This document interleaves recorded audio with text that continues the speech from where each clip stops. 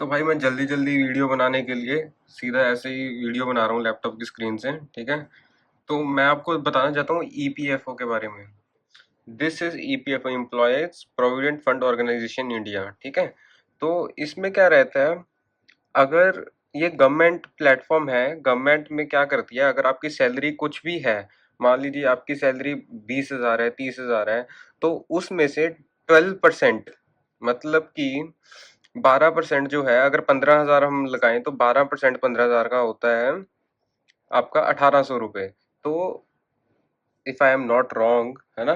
तो उसके बाद में क्या है कि 12% आप कंट्रीब्यूट करते हो और 12% ही कंपनी कंट्रीब्यूट करती है। मतलब अगर आप किसी भी, मान लो आप सरकार में ही काम कर रहे हो, तो आपकी सैलरी का 12% जो है वो आप एक ऐड करोगे इस अकाउंट में, इस ईपीएफओ अकाउंट में, और 12% जो है वो आपकी कंपनी करेगी, यानी कि सरकार करेगी।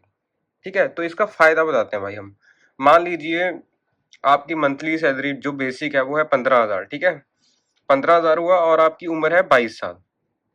अगर आप 15,000 पे 22 साल चल रहे हो, ये 15,000 मैंने इसलिए लिखा है क्योंकि अब क्या है, अब सरकार ने एक प्रोविजन दी है कि जो कंपनीज हैं, ये कंपनी के फायदे की बात है, जो कंपनी है वो आपकी सैलरी 15,000 पे फिक्स कर देंगी ईपीएफओ के लिए। आपकी सैलरी चाहे 2 लाख, 3 लाख, 4 लाख हो, पर कंपनी वाले आपकी सैलरी 15,000 पे फिक्स कर सकते हैं इसके लिए, ईपीएफओ के लिए।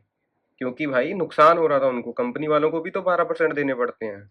तो अभी क्या है, अभी मैं इसी एग्जांपल से लेता हूँ कि 15,000 अगर बेसिक पे है और आपकी उम्र 22 साल है, कंट्रीब्यूशन इसकी 12% रहती है। आप अपने हिसाब से बढ़ा सकते हैं, पर उसका कोई फायदा नहीं होगा क्योंकि उस पर इंटरेस्ट नहीं मिलेगा आपको।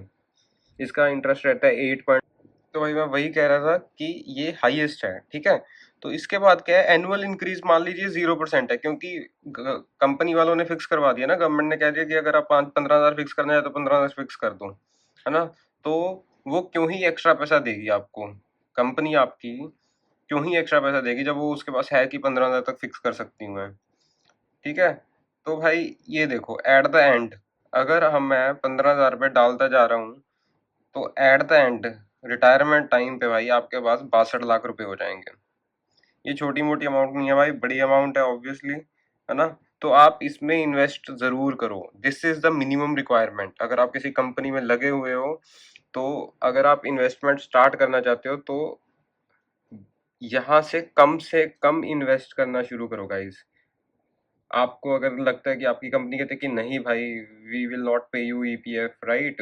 अगर आप अब कहती है कि अपनी मर्जी से ईपीएफ देना है दो, नहीं देना ना दो, तो डोंट चूज कि नहीं देना है, कहो उसको कि हमने देना है, चाहे वो आपको ही सारा डालना पड़े। आप डालोगे, ये आपको इंटरेस्ट रेट मिलेगा उस पे। This is just like FD. आप एफडीज मत करवाओ, इसमें पैसा डालना शुरू कर दो, कंसिस्टेंसी बनी रहेगी, और ये बाद में जो अकमुलेटेड अमाउंट आपको मिलेगी, this is the best benefit for it. ठीक है गाइज, थैंक यू। सब्सक्राइब कर दो guys for these kind of critical informations. मैं इन्वेस्टमेंट की वीडियोस और डालता रहूंगा। Do subscribe, like and share guys.